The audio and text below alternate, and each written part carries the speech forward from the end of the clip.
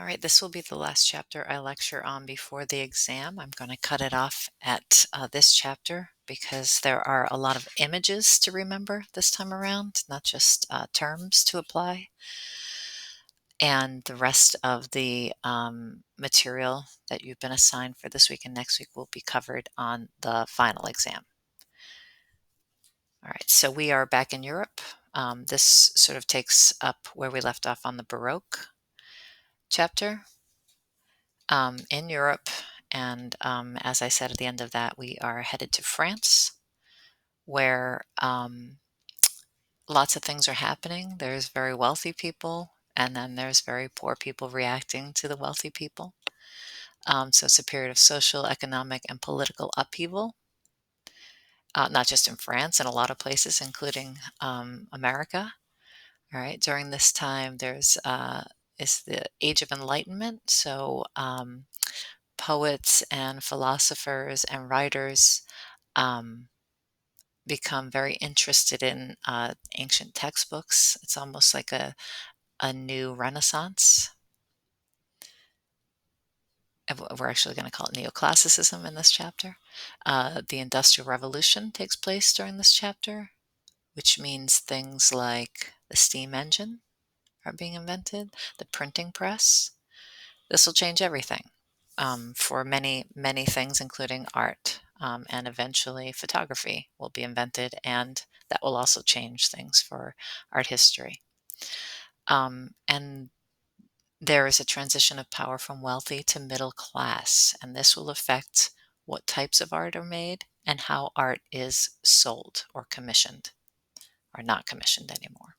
And during this chapter, we will see that because artists, we looked at this when we were in the Baroque, and I talked about the northern countries having an open market. This sort of takes hold in all of Europe, so that artists are sort of starting to choose what they want to paint, unless, of course, it's a portrait that somebody is paying for. And we'll see how that works in France. The first period we'll look at is Rococo. This is right after the Baroque, and it still has visual things in common with the Baroque, but subject-wise, it's very frivolous or whimsical. It's meant to be enjoyed or for wealthy people's amusement. And it is really the art of the wealthy. Speaking of which, this is the little Chateau Versailles of Louis XIV. This is very late Baroque, sort of transitioning into Rococo, and you can see here the frivolous expenditure of all this gold and crystal. This is the Hall of Mirrors, and this is the lined wall of mirrors, and it reflects these windows here. So that when the Sun King, as Louis called himself, would rise in the morning, he would walk from his private rooms through the Hall of Mirrors into the salon and the dining areas and all that, so that he was always greeted by rays of sunshine wherever he went. And he had people to do every single thing for him. He lived a very, very frivolous life. This is the quintessential Rococo painting. If you can see, it still has the Baroque diagonal and the lighting that creates a focal point.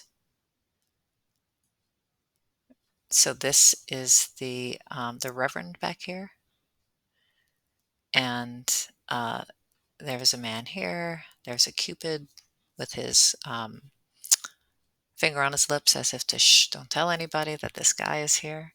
She's kicking off her shoe. Right, so our Baroque moment has turned into this. You compare this to Bernini's David, right? He's about to throw the stone. The movement is about to change or shift, right? So that was a very serious painting about the state of things in the Catholic Church, and this is really just supposed to be amusing, that this man is at a certain angle when she's swinging and she's looking down at him, sort of smiling.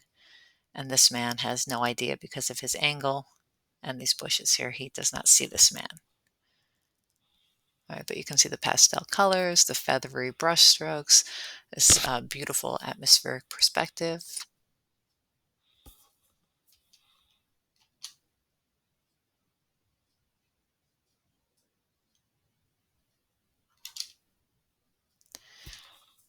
And that's it for Rococo. We just don't have time for more of that.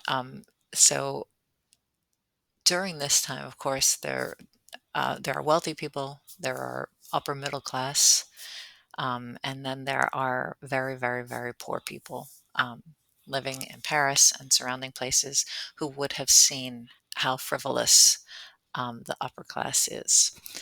Um, so there becomes this backlash, almost similar to, say, the Protestant Reformation, where instead of creating art that is for amusement, art should have a moral message and show how to lead a good life, right? This is very, very similar to, say, the northern countries, the Vermeer painting of the woman with the scales, right? That was a reminder of lead a good, humble, simple life as a contrast to what was going on in Italian Baroque art. So here we have Jean-Baptiste Greuze's painting, The Marriage Contract. Right, so it's a very serious thing. This is the father. He's just given this young man a dowry for his daughter, and he's like opening his arms, like in celebration. But this is not a frivolous thing. That was probably all the money he has. And instead of looking very excited, um, they just look humble. Right? So it's showing you that maybe we're poor in money, but rich in love.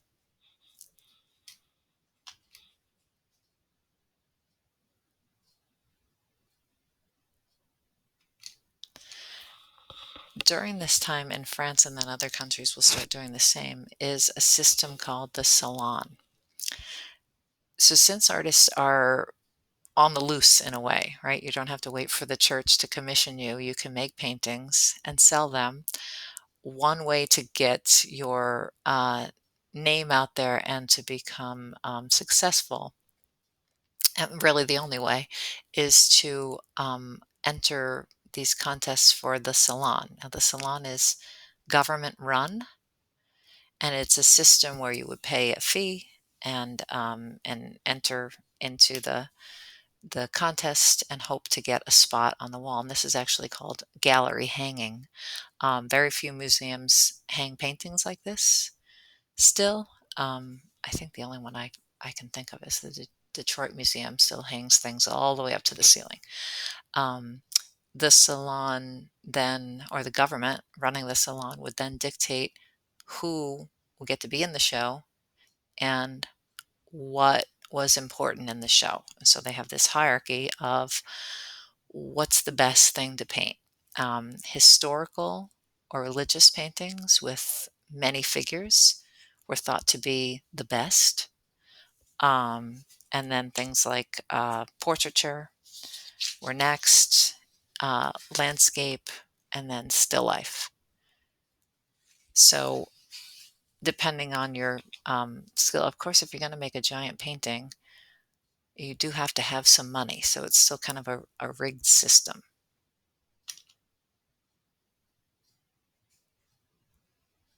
And we're going to see artists in the next few chapters rebel against the system.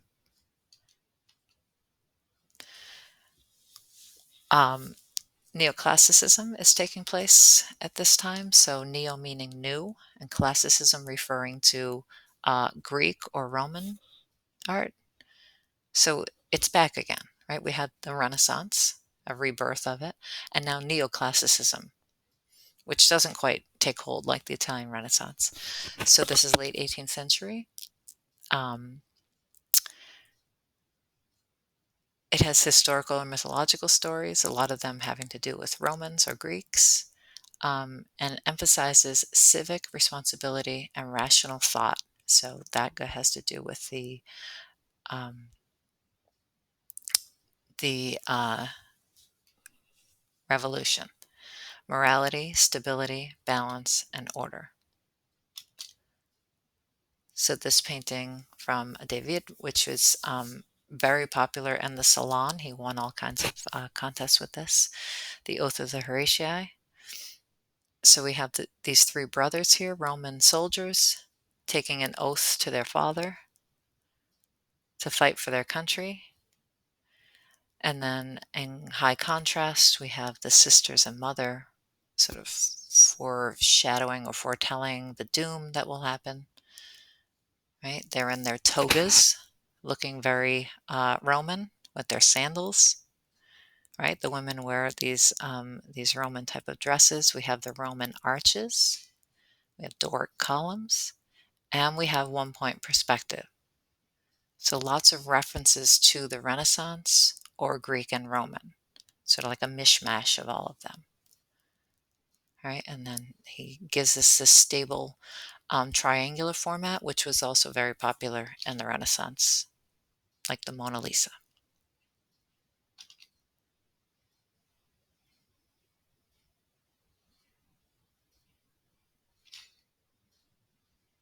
Thomas Jefferson goes to France and then to Italy, and he falls in love with one style of architecture, and it is neoclassical architecture.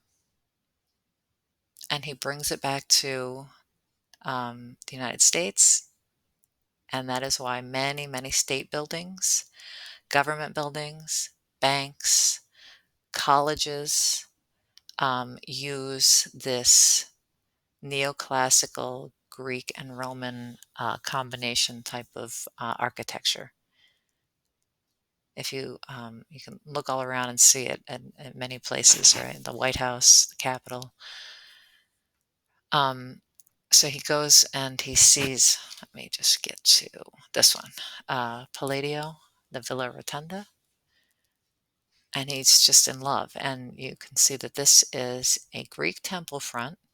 It's Ionic. You can see the columns um, on top of a building that has a dome, right? So it's a lot like the Pantheon in um, in Rome, right? Which it even has an oculus, the eye inside the dome, and so does Thomas Jefferson. You can see the oculi here. All right, so we have a little portico, a Greek portico stuck on top of a building that has a dome, just like the Pantheon.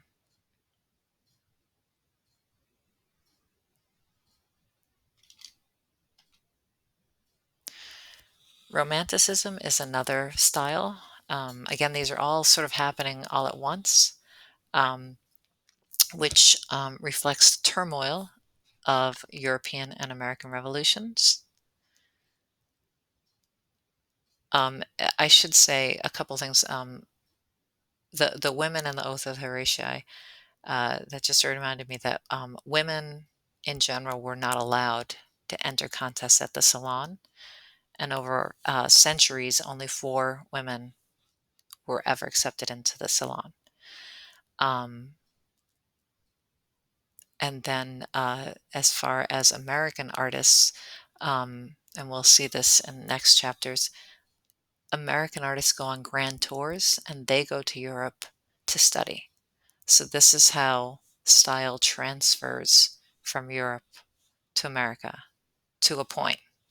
In the 1900s, American artists will sort of step out of that and create very uniquely American art movements. All right, so Romanticism was a style. It was also a style for literature as well. So if you can think of novels like Frankenstein, um, things like that, that have this kind of like haunted, dark feeling to them. All right, so Romanticism, you might want to think it has to do with like love or something like that. It does not. It has to do with the power of beauty, but with heightened emotion. Um,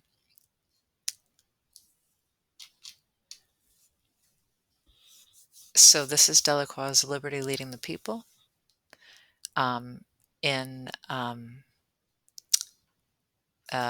in a protest against the French government.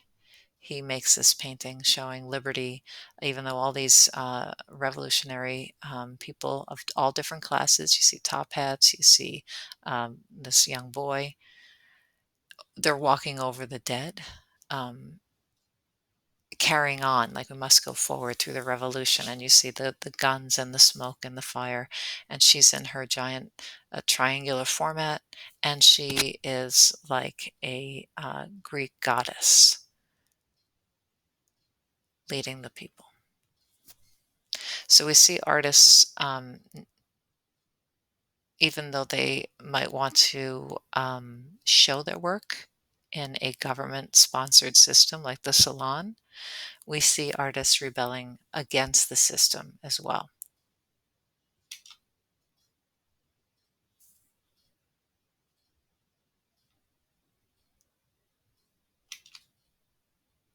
And then we're going to end with this beautiful painting, Turner's, it's called The Slave Ship. Um, it's actually called Slavers Throwing Overboard the Dead and Dying, Typhoon Coming On. Um, it is a painting that is a statement against the slave trade. And I should say Turner is English. At this point in England, it was illegal to have slaves, but it still exists in other places, such as the United States. Um, and so he is making this painting based on um, the idea that slave ship owners would get paid for healthy slaves, and any sick slaves they would lose money on. So they had a habit of overloading their boats, and in case that some outbreak happened, they could had extras to throw over and only deliver healthy ones. So Turner is showing this during this tumultuous storm, and you can hardly even make out like what's happening. Where are the slaves in the water? There's like um, fish and things, but he kind of subverts them into the brushstrokes and the colors. Right, and this is an important painting for us to remember, because other artists will look at this and not see it as a painting about a historic thing. They're going to see it as a painting about paint and color, and they're going to fall in love with it for its expressionistic qualities, and that will create its own movement in the future. All right, I will get a study guide to you, and we'll be ready for our exam.